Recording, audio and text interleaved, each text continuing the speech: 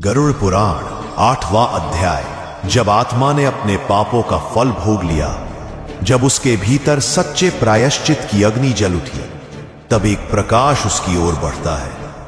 यह कोई साधारण प्रकाश नहीं होता, बल्कि वह दिव्य तेज होता है जो आत्मा को मोक्ष की ओर आमंत्रित करता है।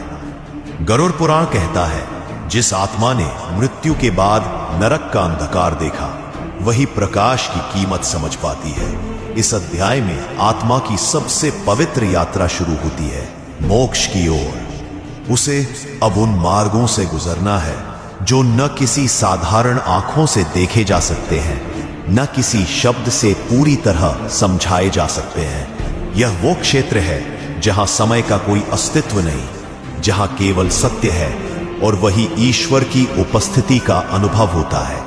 लेकिन मोक्ष पाना इतना सरल नहीं होता। अंतिम परीक्षा अभी भी बाकी होती है।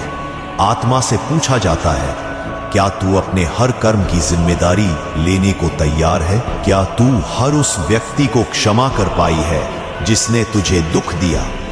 क्या तू स्वयं को क्षमा कर पाई है? यदि आत्मा इन सभी प्रश्नों के उत्तर पूर्ण सत्यता और निर्मलता से दे पाए, तभी वह मोक्ष के उस द्वार तक पहुंचती है जहां ना पुनर्जन्म होता है, ना पीड़ा। वहां केवल शांति है, केवल दिव्यता।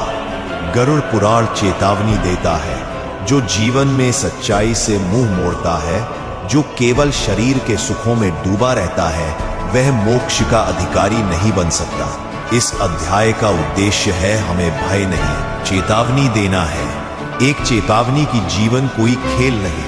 हर कर्म, हर विचार एक बीज है और मृत्यु के बाद वही बीज फल बनकर लौटते हैं। इसलिए आज, अभी, इस क्षण से चेत जाओ।